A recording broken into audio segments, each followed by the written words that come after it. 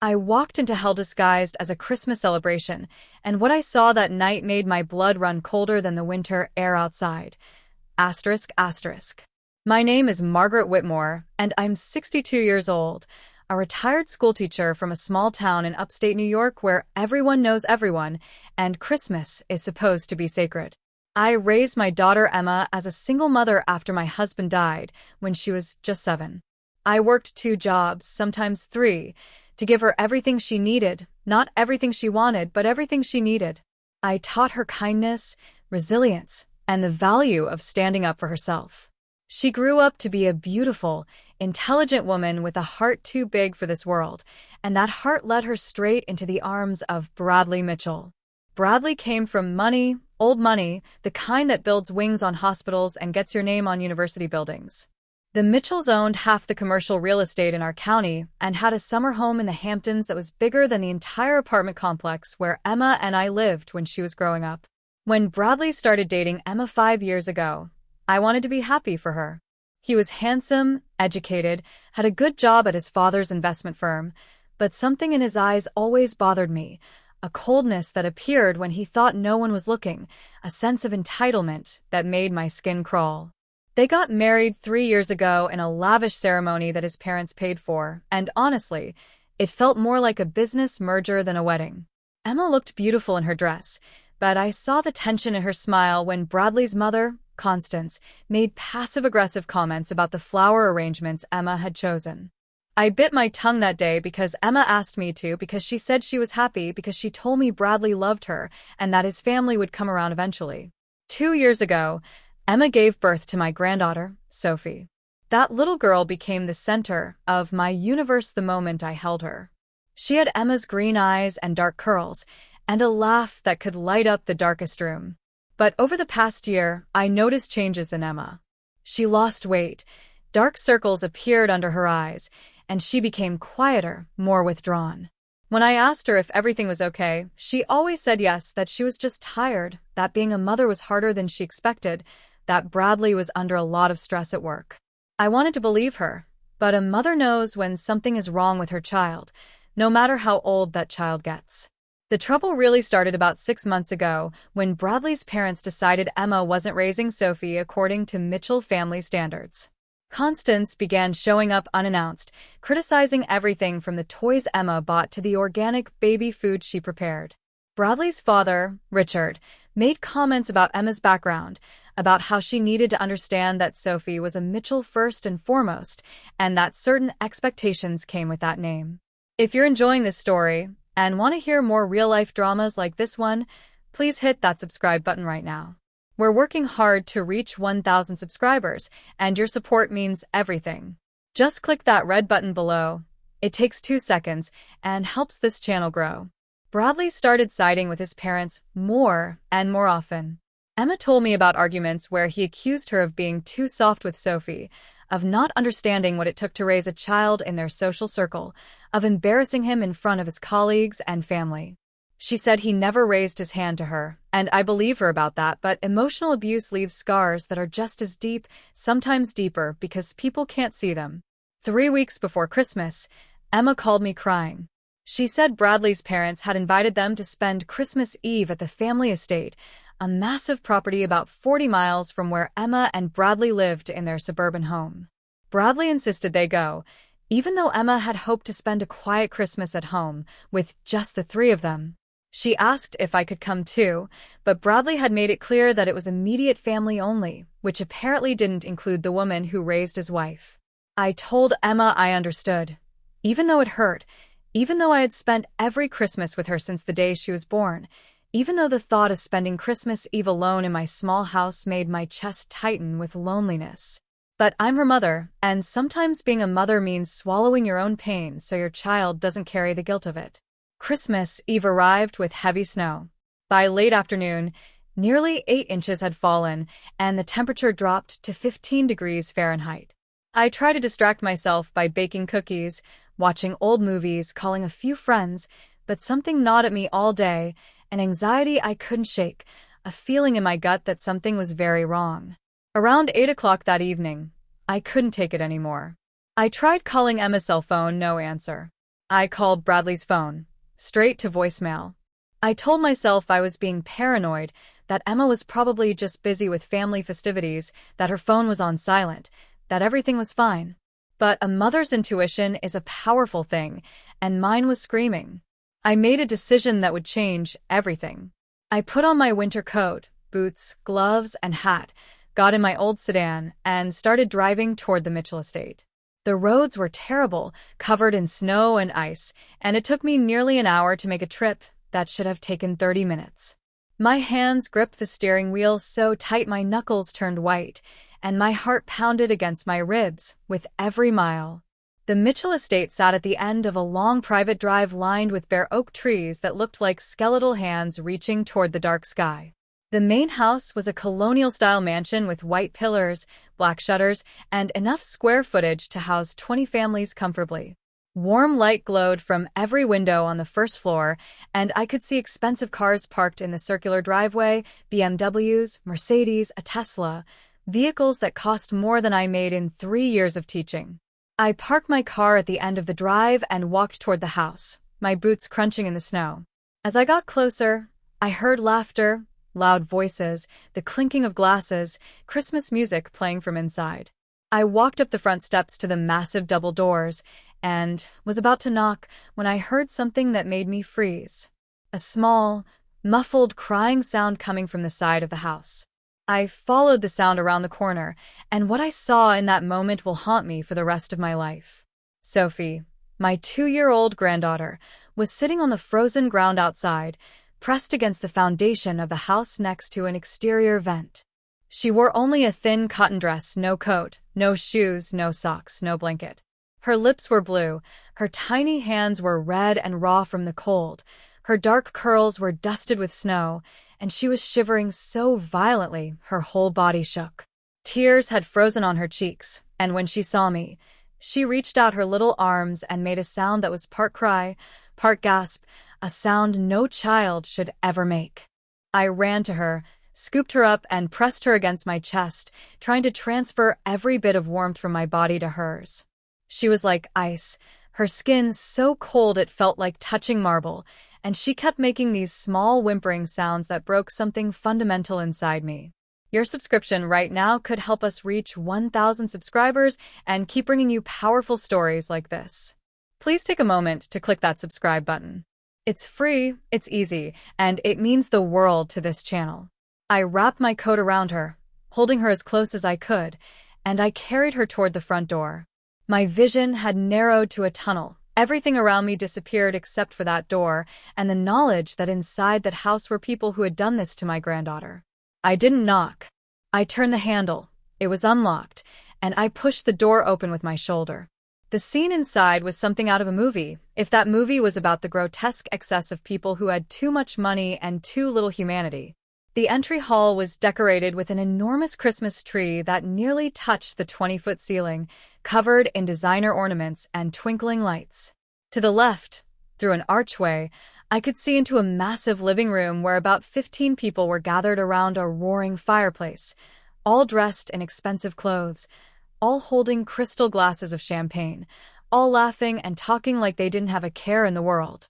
I saw Bradley standing near the fireplace, wearing a cashmere sweater and dress pants, laughing at something his father was saying. I saw Constance in a designer dress, holding court with several other women who looked just like her, wealthy, polished, cold. I saw Emma sitting on a couch in the corner, and even from across the room I could see how small she looked, how diminished, her shoulders hunched, her face pale, her eyes staring at nothing. No one noticed me at first. They were too absorbed in their own perfect Christmas celebration. I walked straight into that living room, still holding Sophie against my chest, snow melting off my boots onto their expensive hardwood floors, and I didn't say a word until I was standing right in the center of their gathering. The first person to notice me was Bradley. His eyes went wide, his mouth opened in shock, and the glass of champagne in his hand tilted, spilling liquid onto the Persian rug beneath his feet. "Margaret, what are you?" he started to say. I cut him off with a look that could have melted steel.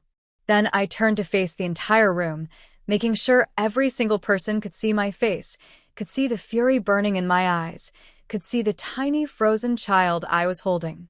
Emma had risen from the couch, her hand over her mouth, her eyes filling with tears when she saw Sophie in my arms. The room had gone completely silent. The Christmas music still played in the background, some cheerful song about sleigh bells and winter wonderland, creating a sick contrast to what was happening. Constance was the first to speak, her voice sharp and imperious. "Margaret, you weren't invited here. This is a private family gathering and you need to." I turned to look at her, and whatever she saw in my face made her stop mid-sentence. I held Sophie tighter, feeling her small body still trembling against me, and I said 6 words that I'd been building toward my entire life, 6 words that contained every ounce of rage, disgust, and protective love I possessed. "I'm taking my family home now." The silence that followed was deafening. Bradley found his voice first. "You can't just come in here and watch me," I said quietly. I walked over to Emma, who was crying openly now, tears streaming down her face. I held out my free hand to her and said, "Get your coat, sweetheart. We're leaving." If this story is resonating with you, please support the channel by subscribing. We're so close to reaching 1,000 subscribers, and every single subscription helps us continue sharing these important stories. Click that subscribe button now. Emma stood up immediately, but Bradley moved to block her path. "Emma, sit down. We're not leaving. This is ridiculous. Your mother is causing a scene. She's always causing problems, and I won't have her disrupting." "Move," I said to Bradley, and there must have been something in my voice, something primal and dangerous, because he actually took a step back. Emma hurried past him to a closet near the entrance and grabbed her coat. Her hands were shaking so badly she could barely get her arms in the sleeves. Richard, Bradley's father, finally decided to assert himself. He stood up from his chair, all 6'2" of him, his face red with anger and alcohol. "Now you listen here. You can't just walk into my home and you're home," I said, turning to face him while still holding Sophie. "You have a child freezing outside your home in 15-degree weather on Christmas Eve, and you want to talk to me about respect? About boundaries?" "That was a disciplinary measure," Constance said coldly. "Sophie was misbehaving during dinner, throwing food, making noise, disrupting the adults. We put her outside for a few minutes to teach her." "She's 2 years old," I shouted, my voice echoing off the high ceilings. "She's a baby. And you put her outside in the snow with no coat, no shoes, nothing." "She needed to learn," Constance continued, as if explaining something to a simpleton. "Children these days are far too coddled. A little discomfort builds character. When Bradley and his siblings were young, I don't care what you did to your children," I said, my voice dropping to something dangerous. "But you will never, ever touch my granddaughter again." Bradley tried a different approach, moving toward Emma with his hands out in a placating gesture. "Emma, honey, you know how Sophie can be? She was completely out of control at dinner, and my mother was just trying to help establish some boundaries. No one meant for her to be out there long. We were going to bring her back in after a few minutes." "How long?" Emma asked, her voice barely a whisper. "How long was she out there, Bradley?" He hesitated, and in that hesitation, the truth became clear.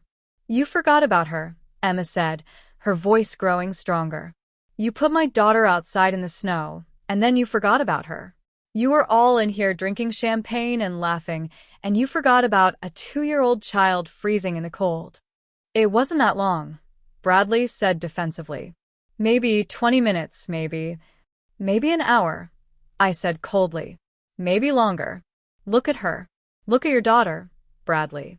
I turned Sophie slightly so everyone in the room could see her face, her blue lips, her red skin, the snow still melting in her hair.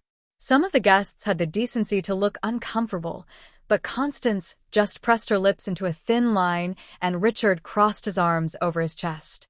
"You're being dramatic," Constance said. "The child is fine. A little cold never killed anyone.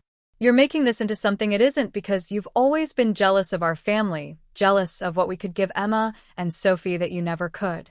This is about your ego, not about." "This is about child abuse," I said flatly. This is about the fact that if I hadn't shown up tonight, Sophie could have died of hypothermia. Do you understand that? Do you understand what 15-degree weather does to a small child's body? Hit that subscribe button if you believe families should protect their children, not harm them. Help us grow this community to 1,000 subscribers and beyond. Your click makes a difference. Emma was at my side now, reaching for Sophie, and I carefully transferred her into her mother's arms. Emma held her daughter close, rocking her, whispering apologies into her hair, crying so hard her whole body shook. Bradley reached for Emma's arm, but I stepped between them. "Don't," I said simply. "This is my wife and my child," Bradley said, his face flushing red. "You have no right to." "I have every right," I said. "I'm her grandmother, and more importantly, I'm the only person in this room who seems to give a damn about whether she lives or dies." "That's not fair," Bradley said.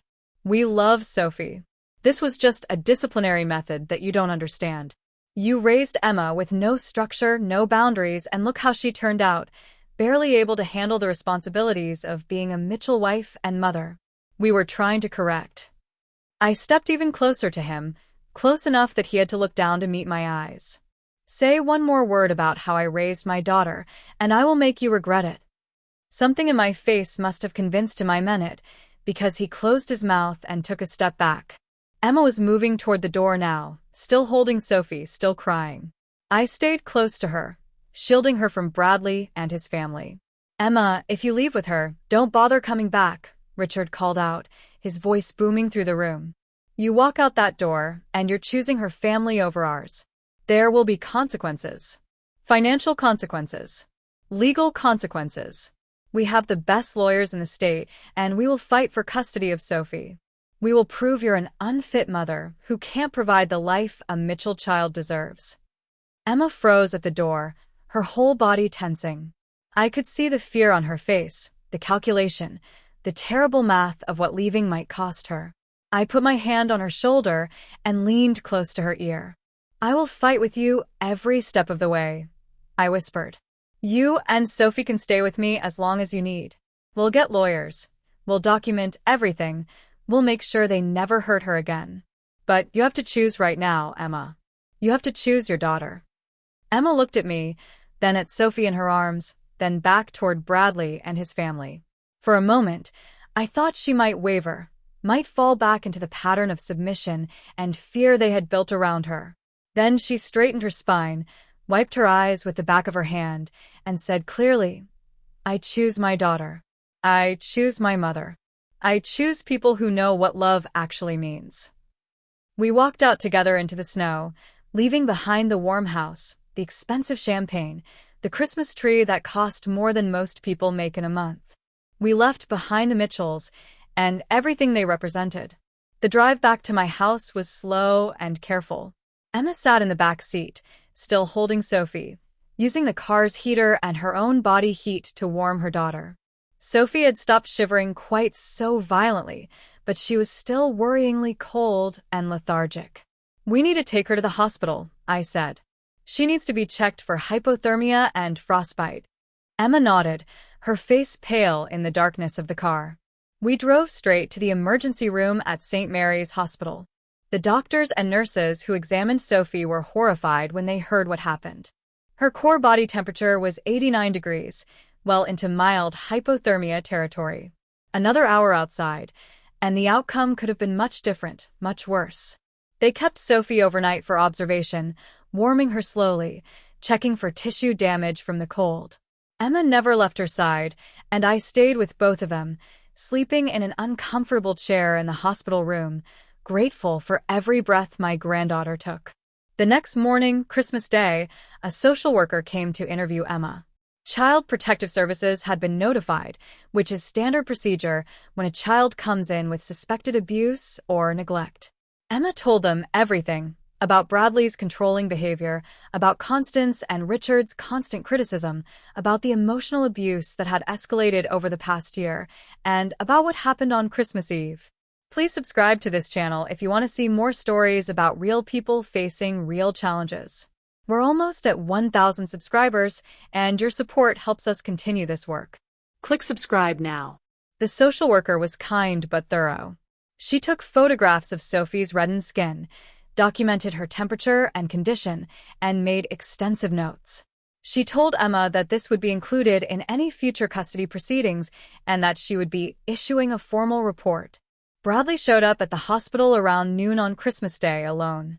He looked like he hadn't slept, his expensive clothes rumpled, his hair uncombed. Security stopped him from entering Sophie's room until Emma gave permission. When Emma finally agreed to see him, I stayed in the room.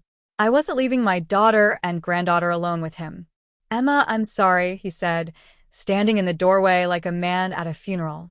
I'm so sorry. It wasn't supposed to happen like that. We didn't mean for her to be out there so long. My mother suggested it, and I thought it would just be for a minute or two, and then people were talking and I got distracted, and I know that's not an excuse, but... You forgot about her, Emma said quietly. You forgot about our daughter. I made a mistake, Bradley said. A terrible mistake. But we can fix this. Come home, please. We'll get family counseling, we'll set boundaries with my parents, we'll do whatever it takes. Please don't throw away our marriage over one mistake. Emma looked at Sophie, who was sleeping peacefully now, warm and safe in her hospital bed, then looked back at Bradley. This wasn't one mistake, she said. This was the culmination of 100 mistakes, 1,000 moments when you chose your parents over me, when you made me feel small and inadequate, when you prioritized their opinion over my well-being and our daughter's safety. I can't do this anymore, Bradley. I won't. You're my wife, he said desperately. Sophie is my daughter. We're a family. Families protect each other, Emma said. They don't put babies outside in the snow. They don't forget about them while drinking champagne. Family isn't about money or status or the right last name. It's about love, real love, and I don't think you know what that means. Bradley tried arguing, pleading, threatening. He brought up the prenuptial agreement, the fact that Emma had no job and no income, the Mitchell family lawyers and their resources. But Emma had found something in herself that night, something I had always known was there, but that had been buried under years of being told she wasn't enough. She told him she wanted a divorce. She told him she would be filing for sole custody of Sophie with supervised visitation for him at most. She told him that what his parents did constituted child endangerment and that she would be pressing charges if they tried to fight her on custody. Bradley left the hospital looking like a man who had just lost everything, which I suppose he had. The next few months were hard, harder than anything Emma had faced before. Bradley did lawyer up, and his family did everything they could to make the divorce and custody battle as difficult as possible. They tried to paint Emma as an unfit mother, as mentally unstable, as a gold digger who had trapped Bradley into marriage. They tried to argue that Sophie needed the resources and stability only the Mitchell family could provide. But they hadn't counted on a few things. They hadn't counted on the hospital records documenting Sophie's hypothermia. They hadn't counted on the social worker's report detailing the neglect. They hadn't counted on the emergency room nurses who testified about the condition Sophie was in when she arrived. And they hadn't counted on Emma's quiet strength, the kind of strength that comes from finally seeing clearly, from finally understanding that staying is sometimes the most dangerous choice you can make. If you believe in the power of truth and justice, please subscribe to help us reach 1,000 subscribers. Every subscription supports this channel and helps us keep sharing stories that matter. The custody hearing was scheduled for early March. Emma and I prepared for weeks, gathering evidence, documenting everything, working with our lawyer, a tough woman named Patricia Chun who specialized in family law and took Emma's case partially pro bono because she was so disturbed by what had happened. In the end, the judge's decision was clear. Emma was granted sole physical custody of Sophie, with Bradley receiving supervised visitation every other weekend. The judge cited the Christmas Eve incident as evidence of dangerously poor judgment and noted that until Bradley could demonstrate he understood the severity of what had happened and could guarantee Sophie's safety, his time with her would be limited and monitored. The Mitchell family was furious. They filed appeals, they threatened, they tried every legal maneuver they could think of. But the evidence was too clear, the documentation too thorough. Sophie had nearly died in their care while they drank champagne and celebrated Christmas. No amount of money or legal maneuvering could erase that fact. Emma and Sophie moved in with me, and my small house became full of life again. We converted my spare bedroom into a nursery for Sophie, painting it soft yellow with white trim, filling it with toys and books, and all the warmth the Mitchell mansion had lacked.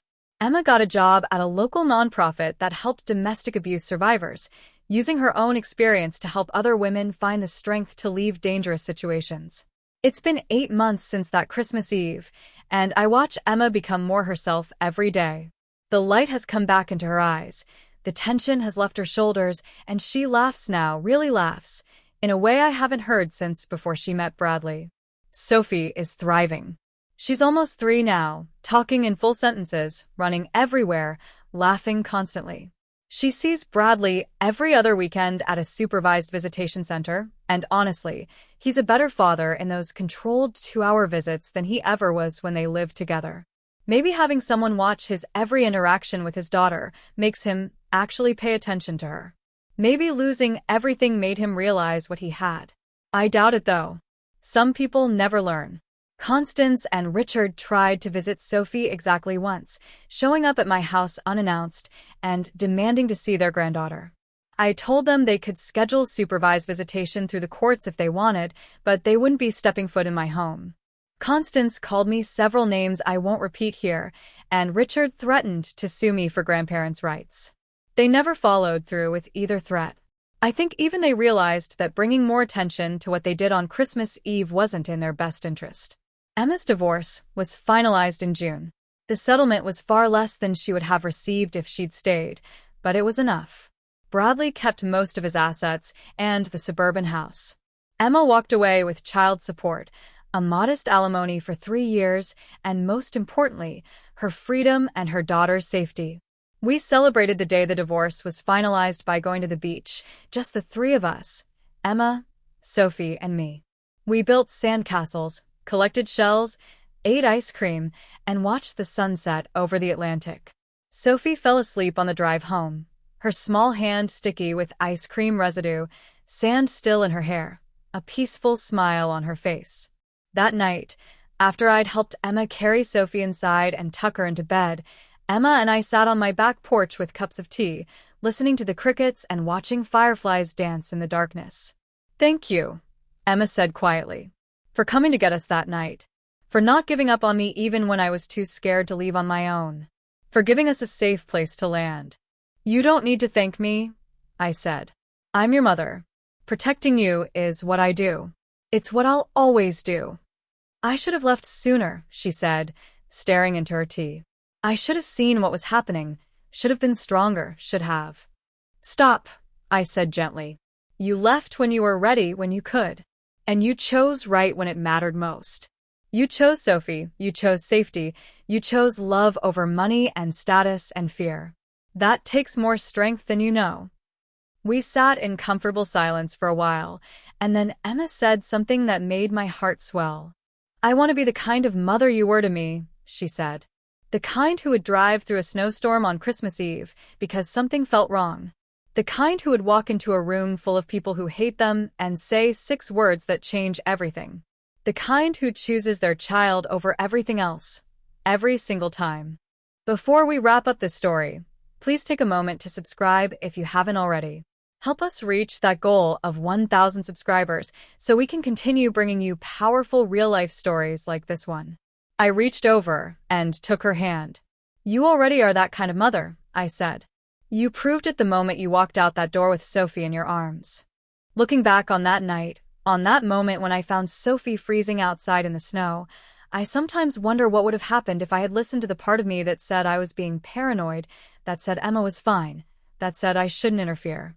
I wonder if Sophie would have survived another hour in that cold, if someone eventually would have remembered her, if the outcome would have been different. But I didn't listen to that voice. I listened to the deeper voice, the mother's voice, the one that knew something was wrong and couldn't rest until I made it right.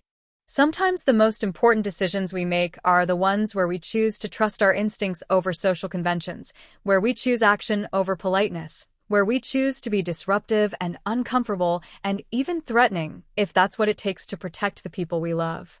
I walked into that mansion on Christmas Eve as a grandmother worried about her family, and I walked out with both my daughter and granddaughter, walking away from money and status, and a life that looked perfect from the outside but was rotten at its core.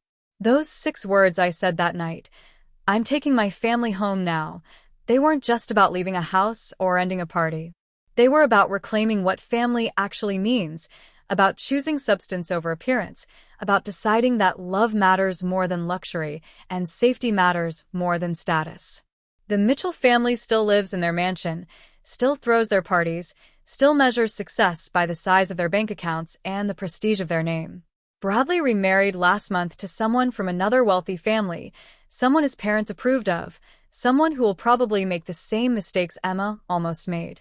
But Emma and Sophie and I, we're building something different in my small house with its creaky floors and modest furniture. We're building a family based on respect and safety and genuine love. We're building a life where Christmas means warmth and joy and being together, not status and appearances and children forgotten in the cold. Every Christmas Eve for the rest of my life, I will remember the sight of my granddaughter sitting in the snow, will remember her blue lips and red hands and the tears frozen on her face. I will remember the sound of champagne glasses clinking while a baby cried outside. I will remember walking into that room and feeling rage, so pure it burned away every ounce of fear or doubt. And I will remember that sometimes being a mother, being a grandmother, means being willing to be the villain in someone else's story.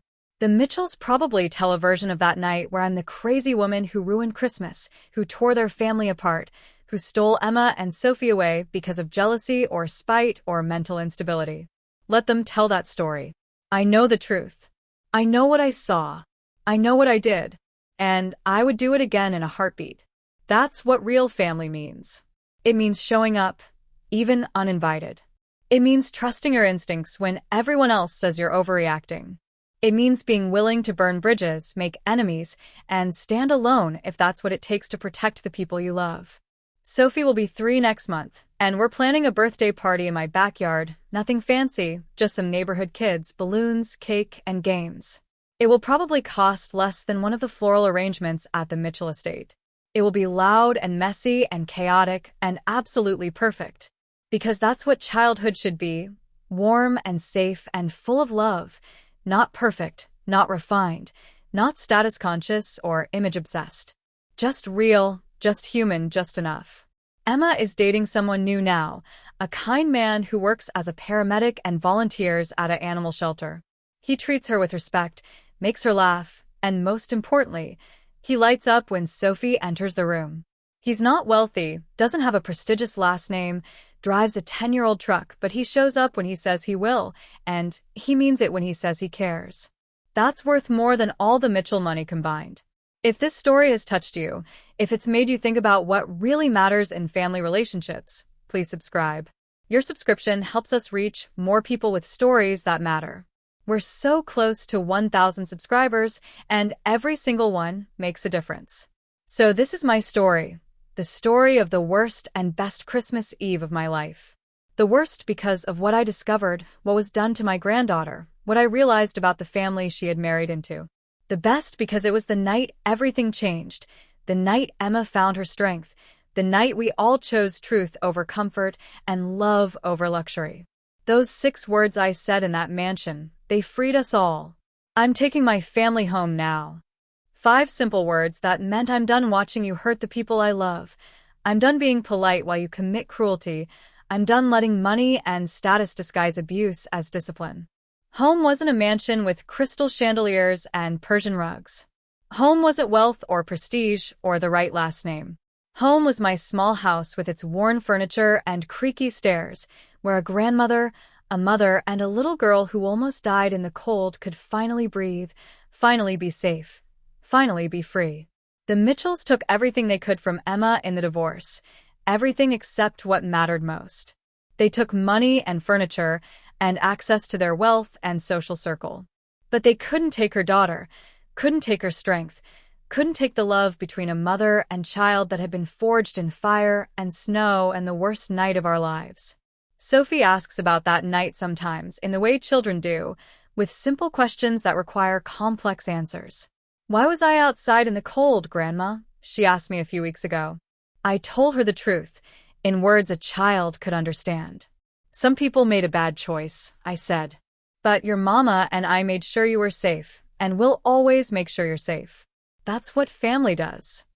She seemed satisfied with that answer and went back to playing with her dolls. She doesn't remember the cold or the fear or the pain. She was too young, and I'm grateful for that mercy. But Emma and I remember, and we will never forget. We will never forget what people are capable of when they value appearance over substance, control over compassion, status over safety. We will never forget that money can't buy character and pedigree doesn't equal decency. And we will never forget that sometimes the most important thing you can do is trust your instincts, show up unannounced, and be willing to say the hard words that change everything.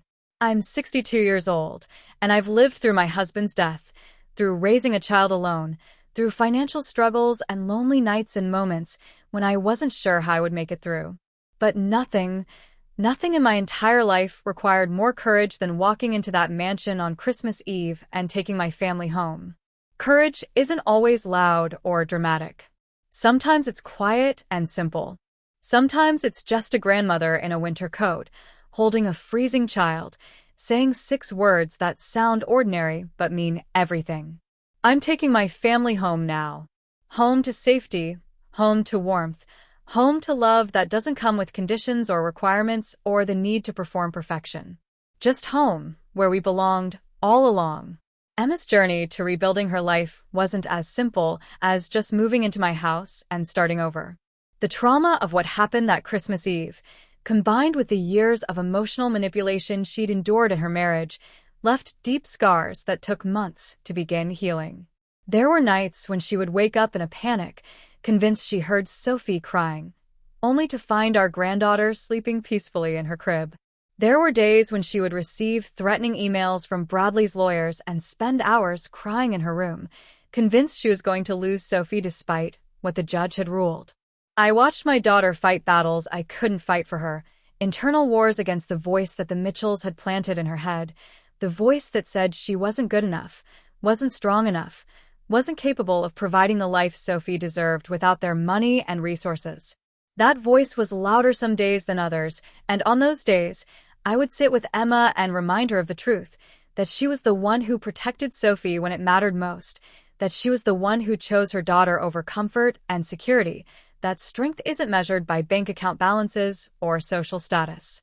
The supervised visitation with Bradley started in late January, 2 hours every other Saturday at a family visitation center about 20 minutes from my house. The first few visits were awkward and tense. Bradley would arrive in his expensive car, dressed like he was going to a business meeting, and spend the 2 hours trying to engage with a toddler who barely knew him anymore.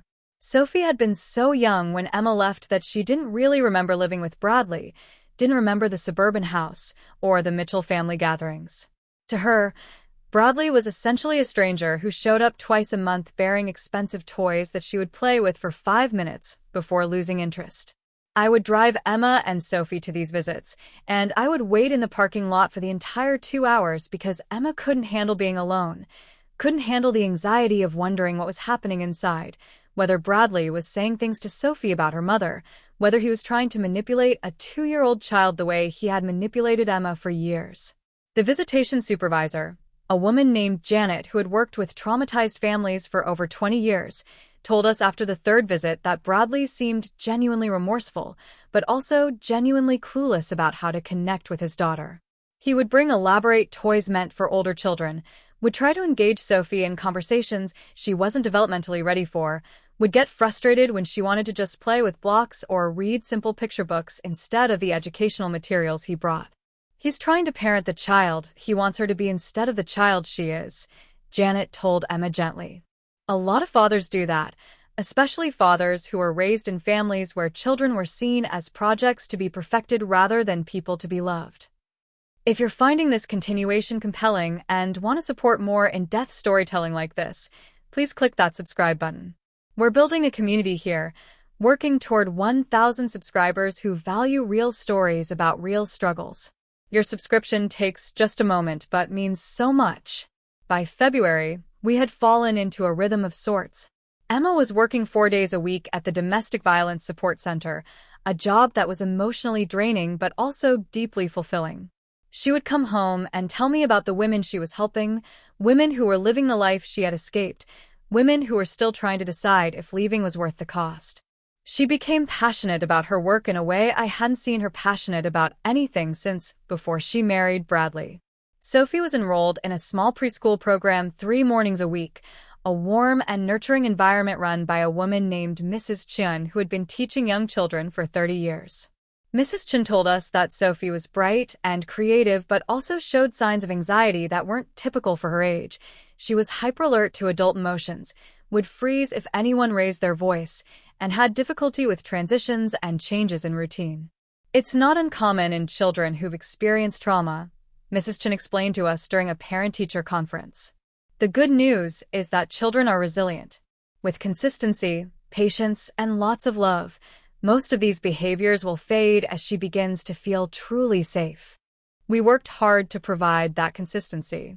Emma and I established routines around meals, bedtime, and daily activities. We made sure Sophie knew what to expect each day, who would be picking her up from preschool, what we would have for dinner, what the evening would look like. We created a visual schedule with pictures that she could reference, giving her a sense of control and predictability that had been completely absent in her first 2 years of life. The legal battle continued in the background of all this normalcy we were trying to build. Bradley's parents hired a private investigator to follow Emma, to document her activities, to try to find anything they could use to prove she was an unfit mother. The investigator took pictures of Emma at work, at the grocery store, at the park with Sophie.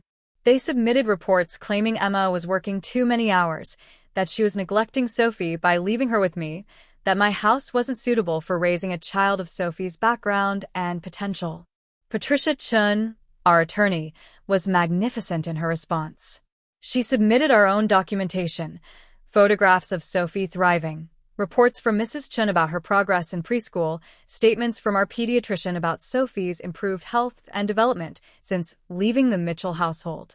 She submitted my financial records showing that while I wasn't wealthy, I was stable and responsible, that my house was paid off, that I had retirement savings and no debt. But the most powerful evidence came from an unexpected source. Janet, the visitation supervisor, submitted an unsolicited report to the court detailing her observations of Bradley's interactions with Sophie over 2 months of supervised visits.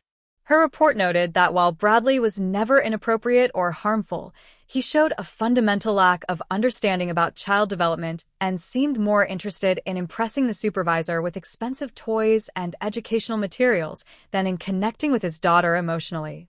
Make sure you're subscribed so you don't miss what happens next in this story. We're so grateful for every single subscriber helping us grow this channel. Click that red button and join us on this journey to 1,000 subscribers. The father brings tablets loaded with educational apps for a child who is barely 3, Janet wrote in her report. He brings chemistry sets and advanced puzzles meant for children twice her age. When Sophie wants to play with simple blocks or read board books, the father appears disappointed and frustrated. He frequently checks his phone during visits and seems relieved when the 2 hours are over. In contrast, the child appears anxious and withdrawn at the beginning of each visit and only begins to relax and play naturally in the final 20 minutes, suggesting she does not feel emotionally safe with her father. The report was damning not because it showed Bradley being cruel or abusive, but because it showed him being absent, being disconnected, being more concerned with appearances and achievements than with his daughter's actual needs and feelings. It showed exactly what Emma had been trying to explain for months, that Bradley didn't know how to love Sophie for who she was, only for who he wanted her to become. The Mitchell family's response to this report was to request a change in supervisors, claiming Janet was biased in favor of Emma. The judge denied the request and instead ordered Bradley to complete a parenting class focused on early childhood development and attachment. Constance and Richard were furious and filed yet another motion, this time requesting grandparent visitation rights. That motion hearing was scheduled for late March, and it was one of the most difficult days of the entire ordeal. Constance and Richard showed up with their attorney, A man who looked like he charged $1,000 an hour and had probably never lost a case in his life. They sat on one side of the courtroom looking dignified and wronged, while Emma and I sat on the other side with Patricia, looking exactly like what we were, working-class women fighting for a child's safety against people with unlimited resources. Constance testified first, painting a picture of herself as a devoted grandmother who had been unjustly cut off from her only grandchild. She cried real tears as she talked about how much she missed Sophie, how she had only been trying to discipline the child appropriately on Christmas Eve, how everything had been blown out of proportion by Margaret, by me, the vindictive ex-mother-in-law who had always resented the Mitchell family's success and who had poisoned Emma against them. She was convincing, I'll give her that. She knew exactly how to present herself as the victim, the misunderstood grandmother whose traditional parenting methods had been mischaracterized as abuse by people who didn't understand the value of discipline and structure. Then Richard testified, and his testimony was more aggressive. He talked about the Mitchell family legacy, about the opportunities they could provide for Sophie that Emma and I never could, about private schools and trust funds and connections that would set Sophie up for life. He talked about Emma's instability, her lack of financial resources, the fact that she was living with her mother at 32 years old like a child herself. That little girl is a Mitchell, Richard said firmly, looking directly at the judge. She deserves to grow up with the advantages that name provides, not in some cramped house with two women who can barely make ends meet. My wife and I made one error in judgment on a stressful evening, an error we've apologized for repeatedly, and we've been punished far beyond what that error warranted. We love our granddaughter, and we deserve the right to be part of her life. Please take a second right now to hit that subscribe button if you believe that love matters more than money when it comes to raising children. Help us reach 1,000 subscribers and continue sharing stories that challenge us to think about what really matters. Then it was our turn. Emma testified first, and I watched my daughter find a strength I didn't know she possessed. She spoke clearly and calmly about the years of emotional abuse, about feeling constantly criticized and diminished, about watching the Mitchells treat Sophie more like a possession than a person. She talked about that Christmas Eve in detail, about how she had felt powerless to stop them from putting Sophie outside, about how she had been conditioned to defer to Bradley and his parents in all matters regarding child-rearing, about how finding the courage to leave had been the hardest thing she'd ever done. They don't love Sophie, Emma said quietly, looking directly at Constance and Richard. They love the idea of her, the Mitchell heir, the perfect grandchild who will reflect well on them and carry on their legacy. But they don't love the real Sophie, the actual child with her own personality and needs and feelings. Real love means putting the child's well-being first. Real love means warmth and safety and acceptance. Real love doesn't put a baby outside in the snow to teach her a lesson about behavior. Then Patricia called me to testify. I had been dreading this moment, worried I would say the wrong thing or let my anger show in a way that would hurt our case. But as I sat in that witness box and took my oath, I felt a calmness settle over me. Patricia asked me to describe what I saw on Christmas Eve, and I told the truth in simple, clear terms. I described the weather, the temperature, the snow. I described the sounds of celebration coming from inside the house. I described finding Sophie outside, her condition, her blue lips and freezing skin. I described carrying her inside and seeing the champagne glasses and the roaring fire and the people who had forgotten about her. Mrs. Whitmore, Patricia said, in your opinion as Sophie's grandmother and as someone who raised a child successfully on your own, do you believe Constance and Richard Mitchell should have unsupervised access to Sophie? No, I said firmly. I don't believe they understand that what they did was wrong. I don't believe they've taken any responsibility for nearly killing my granddaughter through their negligence. And I don't believe they see Sophie as a person deserving of unconditional love and protection. I believe they see her as an asset, as a legacy project, and I will fight with every resource I have to make sure they never have the opportunity to put her in danger again. The Mitchells' attorney cross-examined me aggressively, trying to paint me as controlling, as jealous of their wealth, as someone who had manipulated Emma into leaving Bradley because I couldn't stand to see my daughter have a better life than I did. He brought up my modest income, my small house, the fact that I had never remarried after my husband died. Isn't it true, Mrs. Whitmore, that you resented the Mitchell family from the moment your daughter started dating Bradley? He asked. Isn't it true that you saw their wealth and success as a threat to your relationship with your daughter? No, I said calmly. What I resented was watching them treat my daughter like she wasn't good enough, watching them criticize everything she did, watching them try to control every aspect of her life and her daughter's life. I would have felt the same way if they were poor as church mice. Money has nothing to do with it. Character does. The judge took a week to make his decision. Those 7 days were some of the longest of my life. Emma barely slept, convinced the judge was going to side with the Mitchells, that their money and lawyers and social standing would outweigh the truth of what they had done. But when we returned to court for the ruling, the judge's decision was clear and unequivocal. I've reviewed all the evidence in this case, Judge Martinez said, a woman in her 50s who had a reputation for being tough but fair. I've read the testimony, examined the medical records, considered the arguments from both sides. And I find that while the petitioners, Constance and Richard Mitchell, may believe they acted appropriately on the evening of December 24th, their actions constituted clear neglect that could have resulted in serious harm or death to the minor child. If this story is keeping you engaged, please support us by clicking subscribe. We're working hard to build a community of 1,000 subscribers who appreciate honest, detailed storytelling about real family struggles. Furthermore, Judge Martinez continued, I find their testimony today troubling. They continue to characterize their actions as merely disciplinary measures rather than acknowledging the serious danger they placed this child in. They show more concern about their reputation and their perceived rights than about the well-being of the child. Until such time as Constance and Richard Mitchell complete a court-mandated parenting course focused on child development and safety, demonstrate genuine understanding of why their actions were dangerous and inappropriate, and show consistent respect for the custodial parent's decisions, I am denying their petition for grandparent visitation rights. The courtroom was silent. I saw Constance's face go white, then red with anger. Richard stood up as if to protest, but his lawyer pulled him back down. The child's safety and well-being are paramount, the judge said firmly. Grandparents do not have an inherent right to access grandchildren, particularly when that access may pose a risk to the child's physical or emotional safety. This court finds that Sophie is thriving in her current environment with her mother and maternal grandmother, and I see no compelling reason to disrupt that stability. Petition denied. We walked out of that courtroom, and Emma collapsed against me in the hallway, crying tears of relief and exhaustion and victory. Sophie, who we had left with a trusted friend during the hearing, was safe. Our family was protected.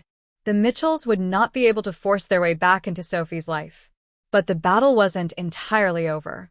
Bradley continued his supervised visits, though as months passed, he began canceling more and more frequently. He would call the visitation center with excuses, work obligations, business trips, important meetings. By summer, he was seeing Sophie maybe once a month, and even those visits felt perfunctory, like he was checking a box rather than spending time with his daughter. Sophie stopped asking about him. She stopped bringing home the expensive toys he bought. She started calling my house home and referring to her room as my room instead of Grandma's spare room. She started preschool full-time in September and made friends, real friends, children who came over for playdates and birthday parties, children whose parents were teachers and firefighters and nurses, regular people living regular lives. Emma continued to heal. Her confidence grew with each passing month. She got a promotion at work, becoming the assistant director of the Domestic Violence Center. She started dating that paramedic I mentioned, a man named David who had been divorced himself, and who understood what it meant to build a life after leaving a damaging relationship. He was patient with Emma's trust issues, understanding about the complications of co-parenting with Bradley, and genuinely wonderful with Sophie. I watched them together at a barbecue at my house in July, David teaching Sophie how to blow bubbles while Emma watched with a smile that reached her eyes for the first time in years, and I felt something settle in my chest, a peace I hadn't realized I'd been lacking. The first anniversary of that Christmas Eve approached, and Emma was anxious about it, worried about how she would feel, whether Sophie would remember, whether the trauma would resurface. We decided to create new memories, to replace the horror of that night with something beautiful. We volunteered at a local shelter on Christmas Eve, serving dinner to families who had nowhere else to go. Sophie helped hand out cookies to children who looked at her with wide eyes, and Emma spent hours talking to women who were living in the shelter, women who had left dangerous situations, women who were trying to rebuild their lives one day at a time, just like she was. Subscribe now if you believe in the power of resilience and new beginnings. Your subscription helps us continue telling stories about ordinary people facing extraordinary challenges.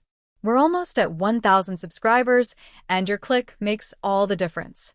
When we came home that night, we made hot chocolate and sat by the small Christmas tree in my living room, the three of us and David, who had become part of our family without any formal announcement or definition, just by showing up consistently and caring genuinely.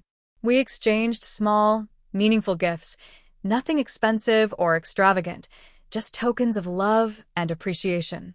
Sophie fell asleep on the couch between Emma and David, her head on her mother's lap, her small hand holding David's finger, completely secure in the knowledge that she was loved and safe and protected. I took a picture of that moment on my phone, and when I look at it now, I see everything we fought for captured in one image: peace, safety, genuine love, real family. Bradley sent an expensive toy for Sophie that Christmas, delivered by courier, some elaborate electronic device that was completely age-inappropriate. Sophie played with the box it came in for about 30 minutes, and then forgot about it entirely. The toy sat in the corner of her room, untouched, a symbol of everything Bradley still didn't understand about his daughter, or about what it meant to be a parent. In January, Bradley's visits dropped to once every 6 weeks, then once every 2 months. His new wife was pregnant, and apparently that baby, the one who would be raised from birth with Mitchell expectations and standards, was taking up all his time and attention. Patricia advised us to document the missed visits, to keep careful records, because at some point Bradley might decide he wanted more access to Sophie, and we would need evidence of his consistent lack of involvement. But honestly, I don't think that day will come. Bradley got what he wanted from his marriage to Emma, a brief rebellion against his parents' control before falling back in line, a daughter he could claim existed but didn't have to actively parent, a story he could tell about the crazy ex-wife and vindictive mother-in-law who stole his child. He moved on with his life, back into the Mitchell family fold, back into the comfortable world of wealth and privilege and carefully maintained appearances.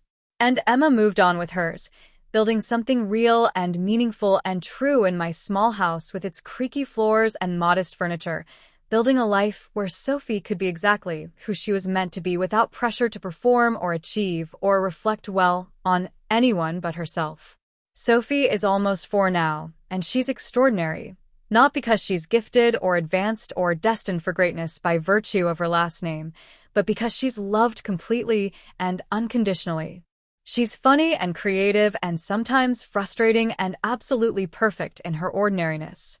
She has nightmares sometimes and anxiety about things that shouldn't worry a child her age, residual effects of her early trauma that may never completely disappear. But she also has a security that some children never get, the knowledge that the adults in her life will protect her no matter what. That home is a safe place where she is valued for exactly who she is, that love doesn't come with conditions or requirements or the need to be anything other than herself. Emma and David got engaged last month, a simple proposal at the beach, where he got down on one knee in the sand while Sophie jumped in the waves, completely oblivious to the moment happening behind her. Emma said yes, and when she told me later that night, I saw in her eyes a happiness I had worried she might never find again. They're planning a small wedding for next spring, nothing fancy, just close friends and family in my backyard under a rented tent. Sophie will be the flower girl, wearing a dress she helped pick out, scattering rose petals with the serious concentration she brings to everything she does. Bradley will not be invited, but according to the custody agreement, he'll need to be notified. Patricia says he'll probably use it as an excuse to go back to court, to claim Emma is trying to replace him, to demand more visitation time that he won't actually use. She says we should be prepared for one more legal battle, one more attempt by the Mitchells to assert control over a situation they can no longer control. And if that battle comes, we'll fight it, just like we've fought every battle before. Because that's what you do for family, real family, not the kind defined by last names or bank accounts or social standing, but the kind defined by choice and commitment and love that shows up even when it's inconvenient, especially when it's inconvenient. I think about those 6 words I said in that mansion on Christmas Eve. I'm taking my family home now, and I realized they weren't just about that moment, that night, that specific situation. They were a declaration of values, a statement about what matters, a line drawn in the snow between 2 completely different ways of understanding what family means. The Mitchells built their family on foundations of money, status, control, and conditional love. They measured success by achievements and appearances, by schools attended and connections made, by the ability to display their grandchild like an accessory that reflected well on them. We built our family on foundations of safety, authenticity, unconditional love, and mutual respect. We measure success by Sophie's genuine laughter, by Emma's growing confidence, by quiet evenings on the porch and ordinary moments that feel extraordinary because everyone present is exactly who they claim to be. Hit subscribe if this story has made you think differently about what makes a family strong. We're building something special here, a community that values substance over appearance, and we'd love for you to be part of reaching that goal of 1,000 subscribers. I'm 63 now, and Emma and Sophie have lived with me for over a year and a half. Sometimes people ask me if I mind having my house full again after years of living alone, if I miss my privacy and independence, if I'm tired of toys on the floor and children's shows on the television and the constant noise that comes with a preschooler. The truth is, I've never been happier. This house, which felt too big and too empty after Emma moved out and got married, now feels exactly the right size, filled with exactly the right people. I get to watch my granddaughter grow up, not just on holidays and weekends, but every single day. I get to help my daughter rebuild her confidence and rediscover herself. I get to be needed and useful and essential in ways that retirement had taken from me. And I get to know, with absolute certainty, that I made the right choice that Christmas Eve, that trusting my instincts and showing up unannounced and saying those 6 words saved not just Sophie's life that night, but Emma's life in a different way, and maybe even my own. Because what's the point of living if you can't protect the people you love? What's the point of family if it's just a word on paper rather than a commitment you honor with your actions? What's the point of having instincts and values and beliefs if you abandon them the moment standing by them becomes uncomfortable? I raised Emma to be strong and independent and kind. I taught her to value character over status, authenticity over appearance, love over convenience. But somewhere along the way, she forgot those lessons, or the Mitchells convinced her those lessons were wrong, that their way was better, that money and status mattered more than the values I had tried to instill. That Christmas Eve reminded both of us what we knew all along, that you can't compromise on values when a child's safety is at stake, that some things are worth fighting for no matter the cost, that family means showing up when it's hard, not just when it's easy. The Mitchells probably still don't understand what they did wrong. They probably still believe they were justified, that their methods were appropriate, that Emma and I overreacted to a simple disciplinary measure. They probably tell their friends and colleagues a version of this story where they're the victims, where they lost access to their granddaughter because of a vindictive ex-mother-in-law and an unstable daughter-in-law who couldn't handle the responsibilities that came with being a Mitchell. Let them tell that story. Let them believe their own lies. It doesn't change the truth, and it doesn't change the outcome. Sophie is safe, Emma is free, and our family, our real family, is stronger than it's ever been. Sometimes late at night, after Sophie is asleep and Emma has gone to her room, I sit on my back porch with a cup of tea and think about all the things that had to happen for us to end up here, for this small house to become home for 3 generations of women who chose each other over easier options, who chose safety over status, who chose love over everything else. And I think about those 6 words again, the ones I said standing in that mansion holding my frozen granddaughter, facing down people who thought their money and status made them untouchable, who thought I wouldn't dare disrupt their perfect Christmas celebration, who thought I would back down rather than cause a scene. I'm taking my family home now. 6 simple words that meant I'm done pretending, I'm done being polite, I'm done watching you hurt the people I love, I'm done letting fear of your money and lawyers and social standing keep me quiet. 6 words that saved a life, freed another, and gave me purpose I didn't know I was missing. 6 words I would say again, without hesitation, if I had to do it all over again. Because that's what family does. That's what love means. That's what it looks like when you choose people over pride, truth over comfort, action over politeness. And I hope anyone reading the story, anyone who has ever felt powerless in the face of wealth or status or institutional authority, anyone who has ever worried they were overreacting or making too much of a situation, takes away this lesson. Trust your instincts, show up when something feels wrong, and be willing to say the hard words that need to be said. You might not always be right, but the cost of being wrong when you speak up is usually much less than the cost of staying silent when something is genuinely wrong, and you'll know in your heart, in your gut, in your bones when something is genuinely wrong. I knew that Christmas Eve. Every cell in my body knew something was wrong, and I listened to that knowing instead of talking myself out of it. Instead of convincing myself I was being paranoid or overprotective or intrusive. And that knowing, that instinct, that willingness to trust myself over social conventions saved my granddaughter's life and changed all of our lives forever. Before I end this, I want to ask one more time. If this story has moved you, challenged you, or made you think about family and love and protection in new ways, please click that subscribe button. Help us reach 1,000 subscribers so we can continue sharing real stories about real people facing real challenges. Your subscription supports this work and helps these stories reach more people who might need to hear them. While they toasted with champagne, my granddaughter turned blue in the snow, but they learned that this grandmother bites harder than any winter.